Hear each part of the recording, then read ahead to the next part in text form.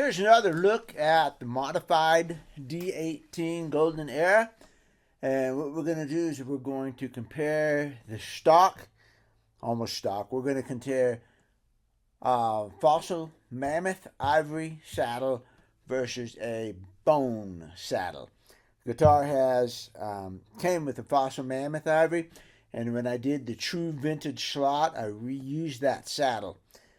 We had an AB with no pick guard and then the pick guard, and everybody said that the guitar lost a little bit of treble when we added the pick guard, and I agree. So what we're going to see is if we can get some of that treble back through the saddle and maybe something else, maybe change the pins or something, just see if we can get a little bit of that treble back.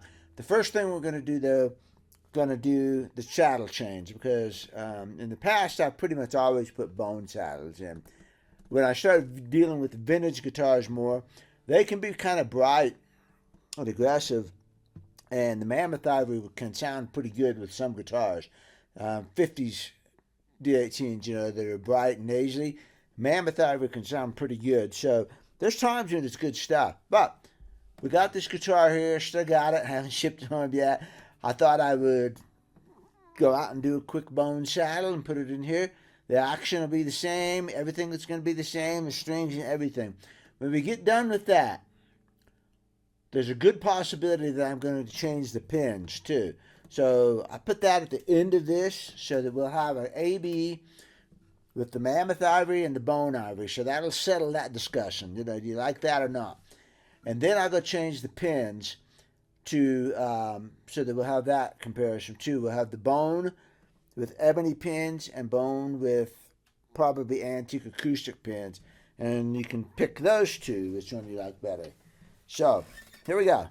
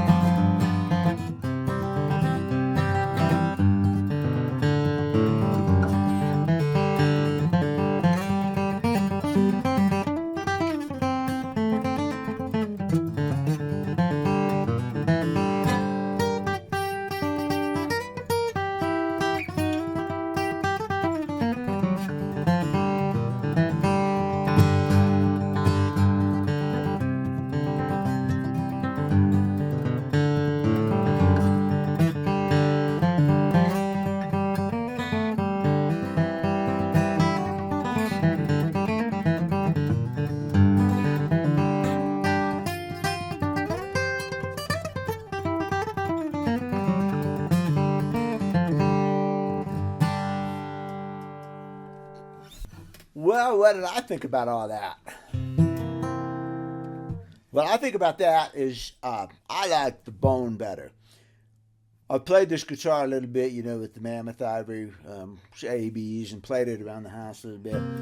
And when I got the bone on here, it just seems like it snap. It's got so much snap to it now. When we had it without the pick guard, it had a little bit more treble, and people commented on that. I think we've gained back all of that now, because when I'm playing it, it's responsive. I'm not sure how to explain this. It's like having a bicycle and you lose 5 pounds off of the bicycle, and all of a sudden it's lighter and more responsive, and just, getting your suspension fixed on your dirt bike, and it just handles better. It's more responsive. Everything is more there. So when I was playing 9-pound hammer, and, I tried to articulate on it, it articulated much better. It seemed to me like the mammoth ivory was softened, and all the edges were soft like this, all soft edges. I couldn't make it articulate as hard as I wanted to. With the bone, that was not a problem. When I hit the G run, it just, pow, man, it snapped. As far as the pins go, I could tell the difference, but I like them both. Yeah, I don't have a clear preference on them. Maybe you did. Maybe, you let me know what you think of it. But I did not have a clear preference. To me, they were just a little bit different. The ebony pins might have had just a tad bit more warmth to them. I want to say woody, I want to say that they had a little bit more of a woody sound to them. The highs were a little bit less clear. I think they were less clear with the ebony, but they were still there. Anyway, it's a small difference. I'm really reaching for a description here. I could go either way. And I know, for instance, on the authentic is wearing ebony right now. And I know I've switched back and forth on it. And it's kind of like changing strings. It's just a flavor on top of the guitar. And every now and then you like a flavor. Like if you get vanilla ice cream, sometimes you put caramel, and sometimes you put chocolate, and sometimes you put strawberry. It's still vanilla ice cream, and the whole purpose of the vanilla ice cream is to give a foundation for that flavoring that you're putting on top of it. So if you took chocolate fudge bear tracks, that is already such a complex ice cream, and then you go and put chocolate syrup on it, it's kind of like, well, the chocolate fudge caramel bear track already had so much going on. For instance, I go down to this restaurant in Los Alamos, and I order their fajitas, and they're really good fajitas. They do a great job on them, and they bring salsa, and I never eat the salsa because the fajitas themselves, with the onions and the peppers and the spices they have on them, they've got so much going on there that the salsa is just like overrides it, So that's kind of what I felt about that. The pins were just a flavoring on top of the vanilla ice cream. I wouldn't call this a vanilla guitar. It's a pretty powerful guitar, but you get my concept there. And I've always felt the same way about strings. People are always asking, the strings. In very rare cases, does the string, for me, make a dramatic difference. I tried nickel bronze on this guitar, and I didn't like it because I didn't like the flavoring. So it was like putting butterscotch on it. I just didn't like the butterscotch. I would have rather had caramel, Nothing wrong with it. It had a good sound still. I thought they were maybe a little bit quieter, but it didn't change the fundamental sound of this guitar. I just didn't like the flavoring that was on top of it. So, all right, so I like the bone saddle. And I can go with whichever pins. I kind of almost like the ebony pins because they've got abalone dots in them, and that goes really good at the fingerboard. And so my inclination would be to go just stick with the ebony pins because I do like that little bit of abalone on there, a little bit of flash on top of this guitar. This is a gorgeous guitar, And so it doesn't hurt to dress it up a little bit. This is like earrings, It's just the final touch on that thing. So, there you go. There's your abalone pins, and I thought they'd go to go with the fingerboard. I didn't think they sounded inferior or anything. You tell me. So anyway, but for me, clear preference for the bone. Now, vintage guitar, I probably would go with the mammoth ivory, but the mammoth ivory that I get is aftermarket, and it's a much harder ivory than the stock Martin ivory. One place I really do like the mammoth ivory, though, is for the nut. Is mammoth ivory and fossil ivory, all kinds of ivory, have a built-in sort of lubrication to them. And I like them really well on the nut. Maybe on the nut I don't want it quite so snappy and bright, Maybe I want it to be just a little bit muted to match the fingers and that kind of thing. But I do not mind mammoth ivory on the nut at all. The saddle, bone, so. Now, when I compared this to the authentic, I thought this guitar stood up really, really well. I don't feel like it took a back seat at all. When I first hit the authentic, the bass was a little bit more crisper, more powerful, which I noticed before when I did the first AB of all these, along with the 1938 D18. I thought the bass on this was just a little bit warmer compared to the authentic, but when I was playing it, and especially up the neck and the mid-range, I don't feel like it gave anything up. It was just a little different sound. And the neck is, like I keep saying, the GE neck is just so good. This neck is so comfortable for me. So, for the price difference, and the looks, GE's a good guitar. I mean, I've had 4 of them. And the only reason I don't have one is because I really don't have a niche for it. In spite of how good they are, when I go out and play a guitar, it's going to be my Pro OMD, and that's just, that's the big boy there. That's the guitar that I'm going to take and play. So I really don't have a niche for something like GE. It's not a good 1938 replica because there's a few things that aren't quite right about it. No finish on the fingerboard, and the headstock is too thick, and popsicle brace, and the rear back braces, and no hide glue.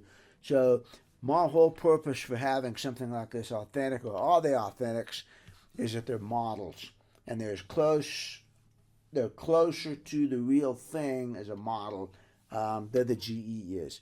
The GE, all by itself, forget the history, forget the models, forget the replica business. It's a great guitar, but I just don't have any use for it, Otherwise, I'd have one. I've had 4 of them. And I enjoy playing them. They're really versatile guitars. I mean, I'm just sitting here strumming on it like this. It's like, this is cool,